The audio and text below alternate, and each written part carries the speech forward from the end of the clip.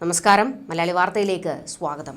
കണ്ണൂരിൽ ഒരു അമ്പലത്തിൽ നടന്ന പരിപാടിയിൽ കയറി ചെന്ന് കമ്മികൾ ഉയർത്തിക്കാട്ടിയ പ്ലക്കാർഡും അതുപോലെ തന്നെ ചിത്രങ്ങളും കൊലയാളികളുടേത്. അതിരുവിട്ടു പോകുകയാണ് ഇവരുടെ നടപടികൾ.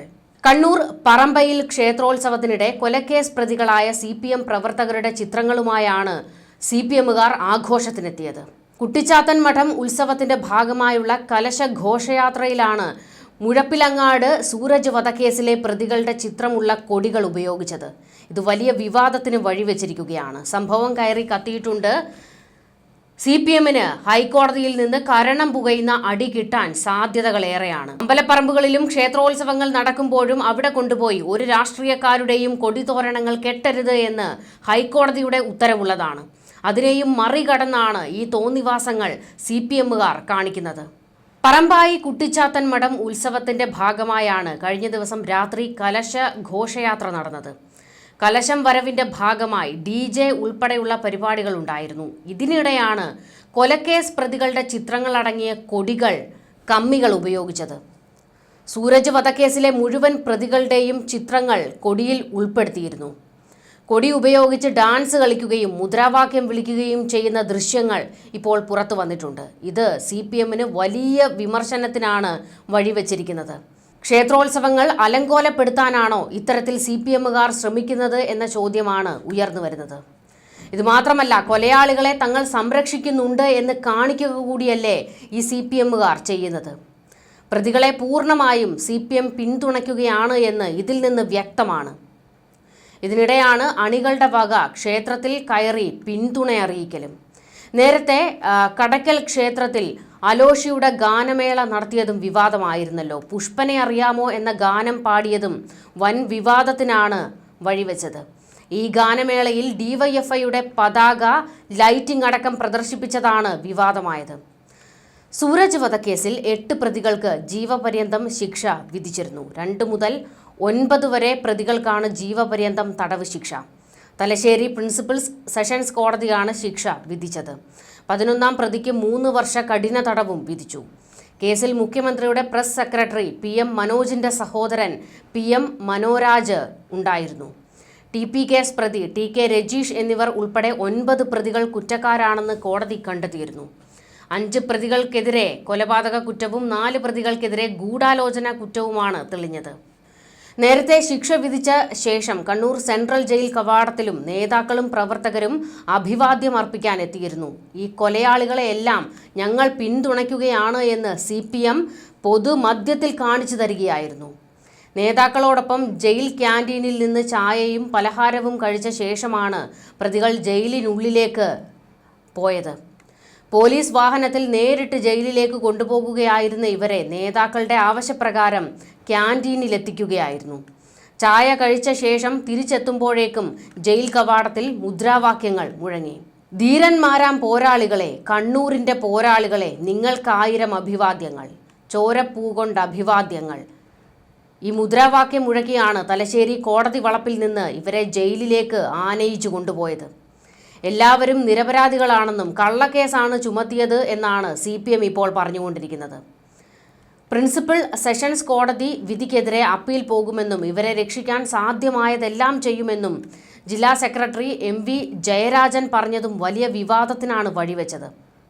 ജില്ലാ കമ്മിറ്റി അംഗം കാരായി രാജൻ, ഏരിയ സെക്രട്ടറിമാരായ CK Rameshan, MK Murali, K Sasidharan തുടങ്ങിയ വിവിധ നേതാക്കൾ ശിക്ഷാവിധി കേൾക്കാൻ കോടതിയിലെത്തിയിരുന്നു. TP ചന്ദ്രശേഖരൻ വധക്കേസിൽ ശിക്ഷിക്കപ്പെട്ട് പരോളിൽ ഇറങ്ങിയ മുഹമ്മദ് ഷാഫി ഉൾപ്പെടെ വിവിധ കേസുകളിൽ പ്രതികളായവരും ശിക്ഷിക്കപ്പെട്ടവരും കോടതി പരിസരത്തെത്തിയിരുന്നു. ശിക്ഷിക്കപ്പെട്ടവരോടൊപ്പമുള്ള ചിത്രങ്ങൾ പങ്കുവെച്ച് സമൂഹ മാധ്യമങ്ങളിലും CPM അനുകൂലികൾ ഇവർ ഞങ്ങളുടെ ഹീറോകൾ എന്ന് പ്രഖ്യാപിക്കുകയായിരുന്നു.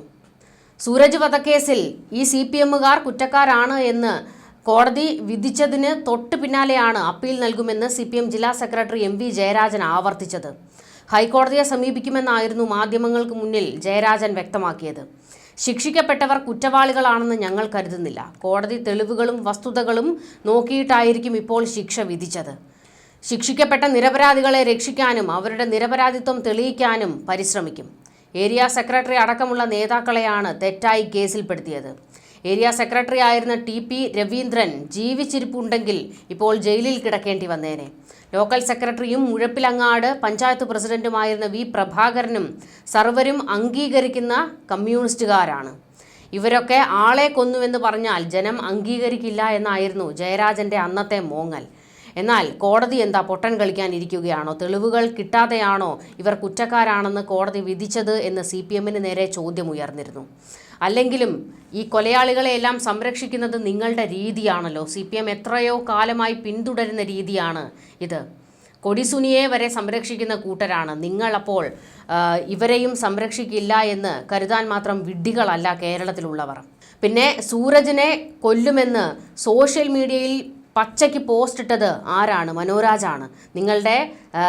നിങ്ങൾ ചിറകിനടിയിൽ സംരക്ഷിക്കുന്ന ആളാണ് ഇയാൾ. ഈ കൊലയാളികൾക്ക് വേണ്ടിയാണ് ഇന്നിപ്പോൾ അമ്പലപ്പറമ്പിൽ പോലും ഉത്സവം നടക്കുമ്പോൾ CPMകാർ ചിത്രങ്ങളുമായി വന്ന് പ്രഖ്യാപിച്ചത് ഇവർ ഞങ്ങളുടെ ഹീറോകളാണ് എന്ന്. അമ്പലത്തിൽ ഉത്സവം നടക്കുമ്പോൾ കൊലയാളികളുടെ ചിത്രവുമായി വന്ന CPMകാർ എന്ത് തരം മാതൃകയാണ് സമൂഹത്തിന് കാണിച്ചു തരുന്നത് എന്ന ചോദ്യം ശക്തമായിട്ടുണ്ട്. കടക്കൽ ക്ഷേത്രത്തിൽ വിപ്ലവഗാനം പാടിയതും അതുപോലെ തന്നെ കൊടിതോരണങ്ങൾ കൊണ്ട് അമ്പലപ്പറമ്പിൽ കെട്ടിയതിലുമെല്ലാം കടുത്ത ഭാഷയിലാണ് ഹൈക്കോടതി വിമർശനം ഉന്നയിച്ചത്. ഇതിന് പിന്നാലെയാണ് ഇപ്പോൾ കണ്ണൂരിലെ ക്ഷേത്രത്തിൽ കൊലയാളികളുടെ ചിത്രങ്ങളുമായി CPMകാർ എത്തിയത്. കൊലയാളികളുടെ ചിത്രങ്ങളുമായി CPMകാർ ക്ഷേത്രത്തിൽ എത്തിയതിൽ വിമർശനം ശക്തമാകുമ്പോൾ സൈബർ ഇടവും കത്തുകയാണ്. എന്നാൽ ഇതിനിപ്പോൾ CPM വെട്ടുകിളിക്കൂട്ടം ഉയർത്തുന്ന ഒരു ചോദ്യമുണ്ട്. അമ്പലപ്പറമ്പുകളിൽ RSSകാർ കാവി നിക്കറുമിട്ട് കുറുവടിയും കൊണ്ട് പ്രകടനം നടത്തുന്നതിനെക്കുറിച്ചും നിങ്ങൾക്കൊന്നും സംസാരിക്കാനില്ലേ? അതിനെക്കുറിച്ച് ഇവിടുത്തെ മാധ്യമങ്ങൾക്കൊന്നും പറയാനില്ലേ എന്ന ഒരു ചോദ്യം ഉയരുന്നുണ്ട്. അമ്പലപ്പറമ്പുകൾ ഒരു രാഷ്ട്രീയ പാർട്ടിക്കാർക്കും തോന്നിവാസം കാണിക്കാനുള്ളതല്ല. നിങ്ങൾ ഓർക്കണം, മുൻപ് കടക്കൽ ക്ഷേത്രത്തിൽ വിപ്ലവഗാനം പാടിയതിൽ വലിയ വിവാദം ഉയർന്നപ്പോൾ PP ദിവ്യ ഒരു കുറിപ്പിട്ടിരുന്നു. അന്നവർ ഫേസ്ബുക്കിൽ കുറിച്ചത് ഇങ്ങനെയാണ്: അമ്പലപ്പറമ്പുകളിലും ക്ഷേത്ര കാവുകളിലുമൊക്കെയാണ് വിപ്ലവഗാനങ്ങൾ, വിപ്ലവ നാടകങ്ങളും ഒക്കെ ഉയർന്നിട്ടുള്ളത്. നിങ്ങൾ എന്നെ കമ്മ്യൂണിസ്റ്റാക്കി എന്ന നാടകം കളിച്ചത് അമ്പലപ്പറമ്പുകളിലാണ്, അതുപോലെ തന്നെ വിപ്ലവ ഗാനങ്ങൾ മുഴങ്ങിയതും അമ്പലപ്പറമ്പുകളിലാണ് എന്നൊക്കെ PP ദിവ്യ വലിയ രീതിയിൽ ഒരു പോസ്റ്റൊക്കെ ഇട്ടിരുന്നു. നിങ്ങളൊരു കാര്യം ഓർക്കുക, അന്നത്തെ കാലമല്ല ഇത്. ഒരുപാട് മാറ്റങ്ങൾ ഈ കേരളത്തിൽ ഉണ്ടായിട്ടുണ്ട്. പണ്ട് വിപ്ലവഗാനങ്ങളും നാടകങ്ങളും നിങ്ങളെന്നെ കമ്മ്യൂണിസ്റ്റാക്കി തുടങ്ങിയ നാടകങ്ങളൊക്കെ അമ്പലപ്പറമ്പുകളിൽ കളിച്ചിട്ടുണ്ട്. അതിനെ അങ്ങനെ കണ്ടിട്ടുള്ള മനുഷ്യന്മാർ ഇവിടെ ഉണ്ടായിരുന്നു എന്നുള്ളത് എടുത്തു പറയേണ്ട കാര്യമാണ്. എന്നാൽ ഇന്നിപ്പോൾ ഒരുപാട് മാറ്റങ്ങൾ കേരളത്തിനും വന്നിട്ടുണ്ട്. ഒരു ചെറിയ തീപ്പൊരി ഉണ്ടായാൽ അതൊരു വലിയ കലാപമാകുന്ന അവസ്ഥയിലേക്ക് വരെ കാര്യങ്ങൾ എത്തിയിട്ടുണ്ട്. അവിടെയാണ് ഈ സംസ്ഥാനം ഭരിക്കുന്ന മുഖ്യമന്ത്രി ഉൾപ്പെട്ട അവരുടെ പാർട്ടിയിലെ കുറച്ചാളുകൾ അമ്പലപ്പറമ്പുകളിൽ കയറി ഇതുപോലെയുള്ള അഴിഞ്ഞാട്ടങ്ങൾ നടത്തുന്നത്.